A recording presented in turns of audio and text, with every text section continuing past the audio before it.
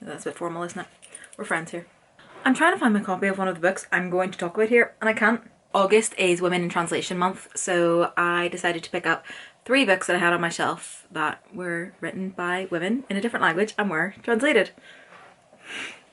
This is them. So this month I picked up I Who Have Never Known Men by Jacqueline Hartman, Diary of a Void by Emi Yagi. I also picked up The Memory Police by Yoko Agawa. Yeah, Yoko Agawa, Emi Yagi and Jacqueline Hartman. Jacqueline Hartman is a French female author and the other 2 were translated from Japanese. I'm going to start with the one that I would like to get out of the way the most. That is I Have Never Known Men. I was really looking forward to reading this book. And you know what? I don't know why, because the second anything does the rounds on TikTok, it builds up this insane hype around it. And I've actually owned this book for a while. I wish I had gotten around to reading it sooner before I went into it with all the expectations in the world pinned on it. The idea I had going into it and what it was actually executed as were just very different, but that doesn't mean it was bad. I just think I wish I'd gone in with a more of a blank slate. I went into this book almost thinking it would be a very condensed, it is a very short book, a very condensed, almost Handmaid's Tale-esque telling of a dystopian future where women are kept very separately from the men. To give you a brief description on what's on the blurb, it says, deep underground, 39 women live imprisoned in a cage. Watched over by guards, these women have no memory of how they got there, no notion of time, and only vague recollections of their lives before. As time passes, a young girl, the 40th prisoner, sits alone, outcast in the corner, but soon she will show herself to be the key to the others' escape and survival in the strange world that awaits them above. Obviously very dystopian. We just have men, no, sorry. We just have 39, 40 women locked in a bunker, no memory of how they got there, understanding of why they're in there, and they are policed by guards that are male. And if you're wanting to read this book, I actually recommend you skip to whenever I talk about the next book, because I think that's all you should go into it with, that and the understanding that you will not get all the answers you crave. We aren't going to necessarily find out why they're in that bunker or any other information that might influence a plot-driven reader to enjoy this book. Me, I'm a plot-driven reader. But it's more so a telling of relatability. You really relate to the characters, obviously, because they're also confused why they're in the bunker, and so am I. I like to have the answers. I don't have the luxury of taking a book away and sitting and obsessing over it for hours on end trying to come up with my own ending answers. I like to be spoon-fed the information, and I did come under a bit of criticism on TikTok for saying as much, and I was getting comments, it's a dystopian, what do you expect? Use your imagination. 1, I'm reading a book, I'm quite clearly using my imagination. 2, I was a reader in the 2010s. You think I haven't read a dystopian? You think I haven't read Charmed? You think I haven't read Divergent? You think I haven't read The Hunger Games? You think I haven't read Matched? You think I don't know Ball? I know Ball. I know dystopian, and I like dystopian better when you get answers at the end of it. So that was my only hang up with this book. To carry on talking about the plot, for those of you that stuck with me, sorry I didn't think I was going to talk about this book for so long. I'm talking about it for longer than I actually read it. One day, these 40 women are going about their business, and the alarm goes while the male guards are coming to bring them their dinner for the day. And the guards immediately stop what they're doing, run out of the building. Full pelt gone. And in their haste, they leave the bunker door unlocked. For the first time in around 15 years. Bunker doors unlocked. No guards are there to discipline the women for leaving. The women leave. The women escape this bunker, go up onto ground level, see the earth, realize it doesn't look familiar at all to them. They start walking around trying to get answers. As they're walking, obviously it becomes nighttime. They set up camp. As they're looking at the stars, they are like, these stars are not the stars that they saw before. They don't recognize any of the constellations. Those of them that would be familiar with them say, I'm not even sure we're on Earth anymore. It's really building this grand idea, almost a bit sci-fi territory. Oh my goodness, where are these women? So the women, they do escape the bunker, but they go back down to get some supplies, and they basically set off on a journey across the country to try and find other people, other survivors, answers to their questions. And they come across other bunkers. They realise that there are identical bunkers to the ones that they were sealed in, but these ones house 39 men, 39 women. Always it seems to be male guards, but they have no understanding why these people were locked up in the first place. The same reason they don't understand why they were locked up in the first place. And guys, I wish I had finished this book knowing why they were locked up. I just want to know. I don't think that's a crime. I don't think my imagination is going to come up with why they were locked up. That was the only reason I wanted an answer for it. Like, I just want to know the decision making behind it. Why was it always male guards? Why did a child get locked up with these women? Why did the women stop talking about their lives before? I understand it would be very depressing to continue to reflect on your life before you were locked up in a bunker, but keep it going. And they make allusions as well. It's quite unfortunate because obviously our narrator is an unreliable narrator in that she was so young whenever it all began, so she doesn't have any memories herself, and everything she's been told since has been told from these women's warped view of reality from being in the bunker for so long. But I just wish they'd been able to keep their own memories alive. There's also talk about whenever they were put into the bunker, they were all rounded up and drugged, and then they woke up in the bunker. So there's no way for them to tell how much time had passed before their last rational, realistic memories, and between that and them waking up in the bunker. I don't know. I just wish I'd had more answers. And then as we're slowly walking across the country trying to figure out where we are, the women all start dying, and as well, sorry, there's all this narrative about how some people didn't enjoy the book because they think it shows that a society can't function without men. I disagree. I thought it showed that these women managed to form a community of sorts as they had escaped the bunker. Some of them coupled up, some of them formed their own households. I don't think it showed that at all. I think it showed that an all-female led community was able to manage perfectly well. So it's not even that I didn't enjoy it for any of those reasons that people usually don't enjoy it. I just wanted to know why they were in the bunker. I wanted to know why there were multiple bunkers. I wanted to know why they were all identical. I wanted to know how we got the funds for this. I wanted to know what happened to Earth, why we left.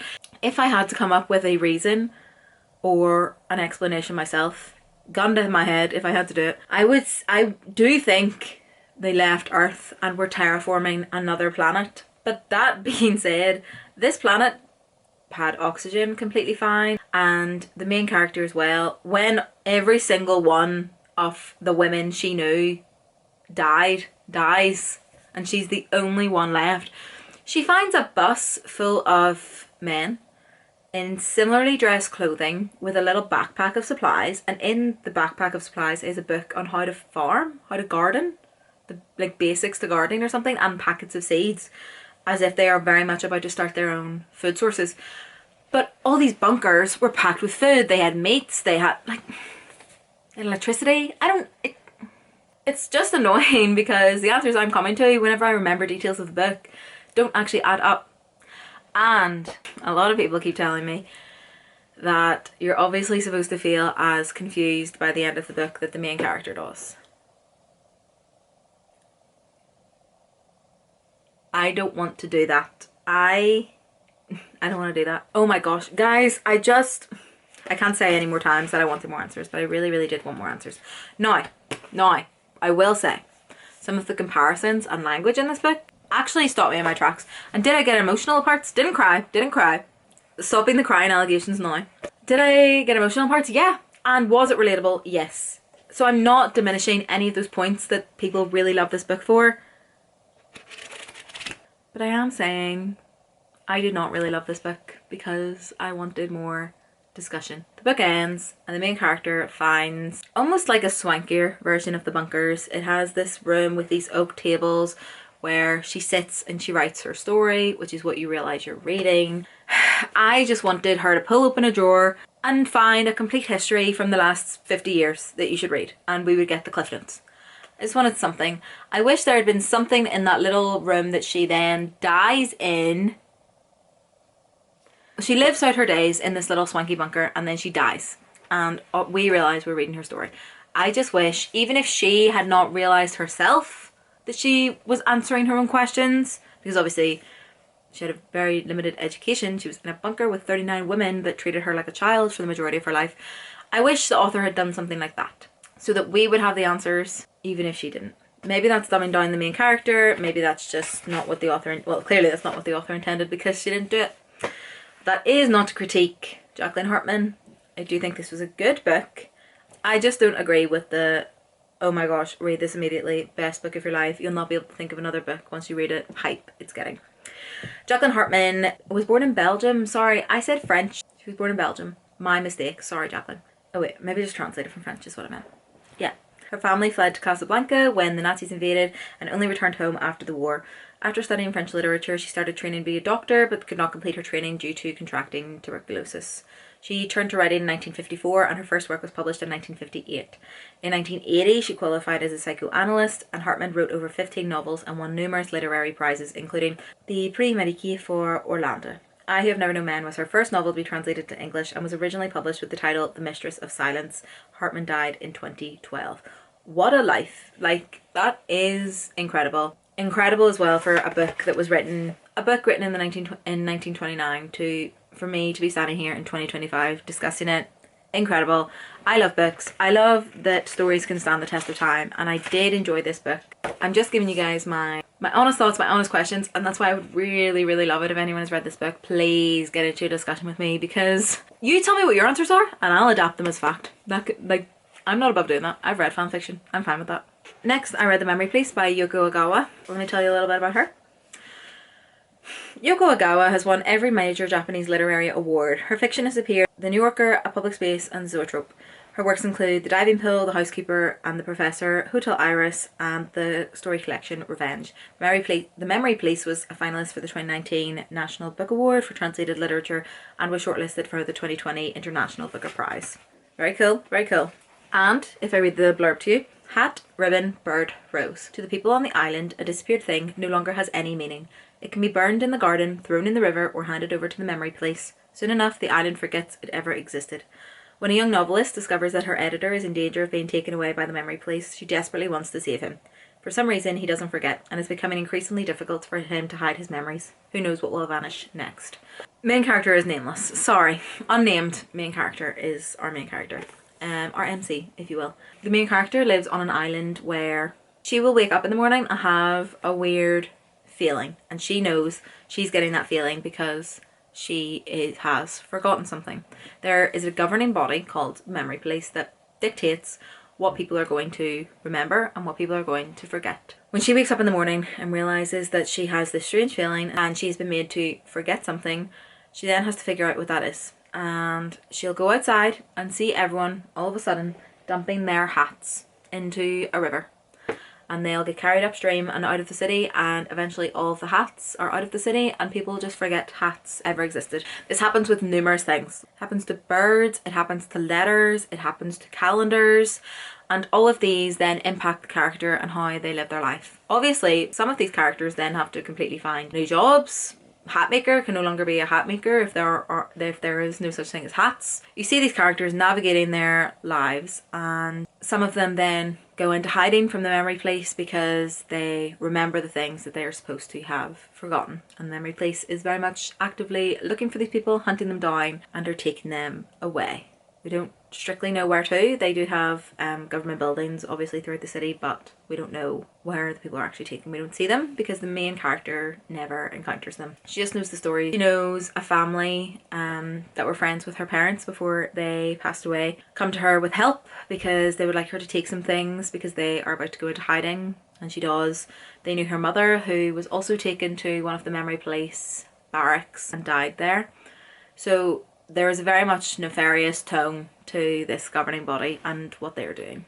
Obviously, as the story goes on, the things they're making these people forget has a bigger impact as we go. For instance, if they make everyone forget calendars ever existed, these people start to forget the days of the week existed, these people forget months existed. They have nothing to track their timing with in that regard. And towards the end of the book as well, the main character realizes that enough time has passed that they should be going into spring, but they don't seem to be. They're stuck in this very never-ending winter cycle.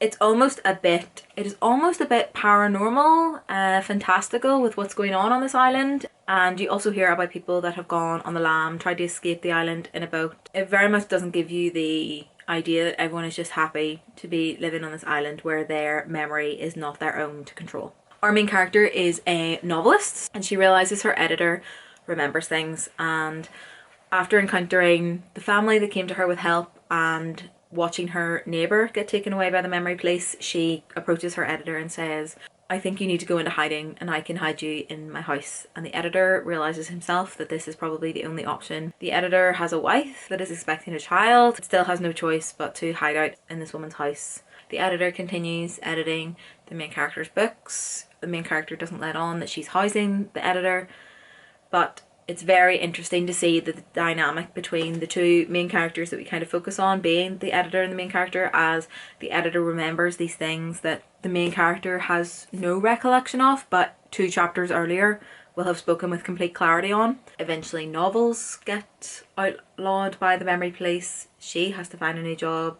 The editor's job is very much redundant. And the main character is working as a go-between between the editor and his wife, and is bringing back mementos, photographs for the editor, and then we see photographs be forgotten. Obviously, the main character doesn't destroy any of the photographs that the editor is holding on to, and the editor kind of uses them to demonstrate things that the main character is being made to forget. But the main character is so subservient that she just carries on life on this island. It's a very interesting take because you can see the main character's not understanding of the people that leave the island and go on the run, especially when they've been summoned by the memory police. They would sooner go on the run than risk their family being disbanded or broken up as a result of this letter. But the main character seems to be so clever and on the ball. You don't understand why. It's a very difficult book to read in that regard because it can be quite frustrating, but I did really enjoy it. As the book goes on, the memory police make everyone forget their left leg, so everyone wakes up in the morning unable to use their left leg, and then the memory police make everyone forget their arm, so they only can use one arm. Eventually the memory police carry on and such forth until these people almost forget themselves entirely. And I think it's a very interesting take on the government and what we are dictated to from them as well, and how we always need to be critically thinking for ourselves as well as that. I think that is an excellent takeaway from the book. I really enjoyed it. I'm so glad I finally picked it up.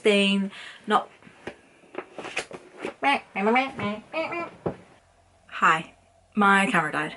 I'm sure you can tell. I couldn't tell at the time. After telling you an entire play-by-play of the memory police, I did actually go on to tell you about Diary of a Void by Emma Yagi whenever I filmed those first 2 clips, but the camera stopped recording and I didn't notice. I got distracted, I looked away, I stopped seeing that little record button flashing, and here we are, me telling you about Diary of a Void.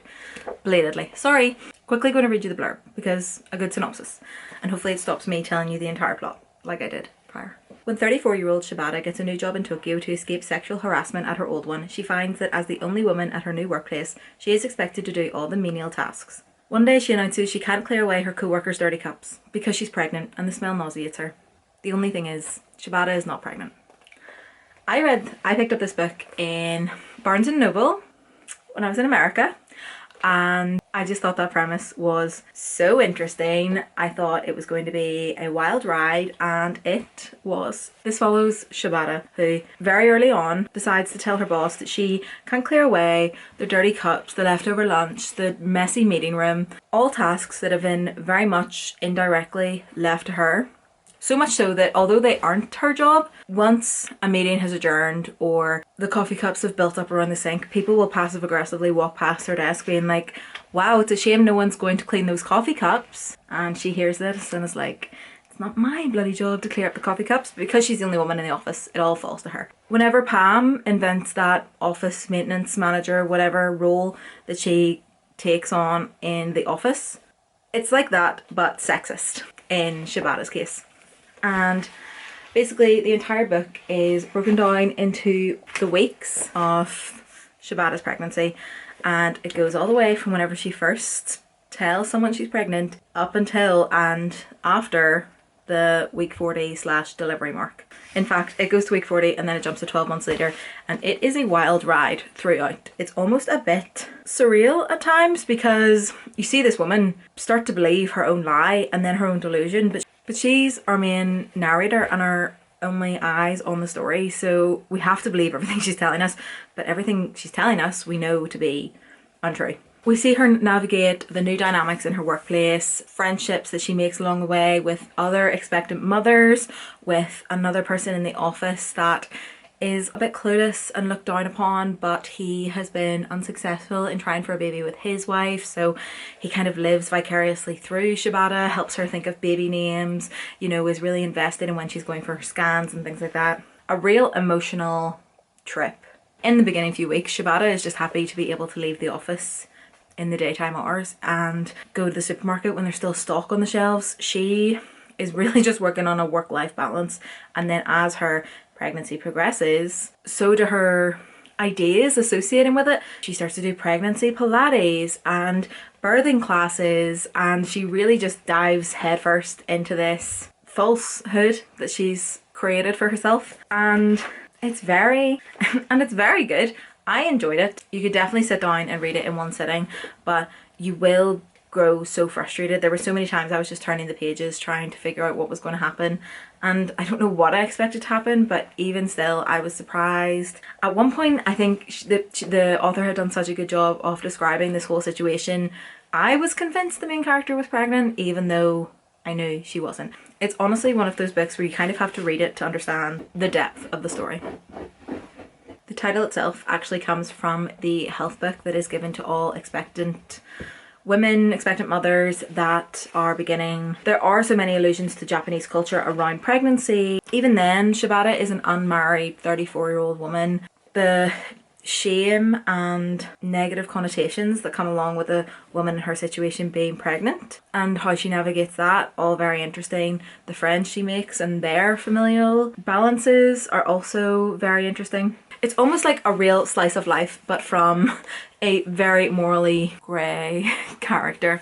I get it. I was waiting for when she would eventually let everyone know that she wasn't actually pregnant, and I think I was expecting that literally every chapter I read. I do think I found with the more translated books I read, those that are centered from a more Asian culture or from an Asian author and translated into English, usually the misogynistic, male-dominated patriarchy viewpoint is a bit further removed from what we're used to in the UK, Ireland, Europe, or at least on paper, so we like to think. But this one actually felt very closely linked and very believable, very modern day. I've previously read Butter by Asaka Yuzuki, I think maybe is her name actually. I was looking for my copy there, but I do think I gave it away because that one I did not enjoy. But this and The Memory Police have been a lot closer length. The Memory Police obviously was a more of a government standpoint, and I think that the government will manipulate its men and its women somewhat more equally than how a workplace will favour its male and female employees. That one is a bit more drastic. But this was really good. I really enjoyed it, and even the thoughts and conversations about if women are destined for motherhood, is motherhood the only time that women are to be considered special? What about whenever women are going through motherhood or pregnancy and this expectant time, they're still not really regarded as special, and just about how difficult this can be and the few allowances that are actually made whenever you're growing another human in your body. Just all a bit surreal to think about. Far removed from what I am currently thinking about for my life and situation, but not impossible. So always good to be thinking about. I really enjoy one of my male friends reading this to see if they resonate with it as much, because I do think a lot of the discussions about work-life balance, working in general, toxic attitudes towards work would resonate with any gender. Obviously it has a particular impact on women because pregnancy and breaks from careers are something that are talked about so often. This is a very interesting conversation because it's coming from a female character that doesn't necessarily want to be pregnant but wants to be treated with the same respect as her colleagues. So in order to do that has to be growing a male, as what she decides she's having in this book as well. That might be a slight spoiler alert. and that's what it takes for her to deserve that same justice and recognition. It's very interesting. Another similar theme, it would be interesting for the next time I raise some women in fiction, I maybe venture into a thriller or a mystery or something maybe where the narrator is reliable. Is the narrator ever reliable? If they're a woman, certainly not. That was the third book I read for women translation this August, and the final one, like I said, I had a really good time with each of them. Even if I didn't love how each of the stories ended, I could appreciate the journey we all went on.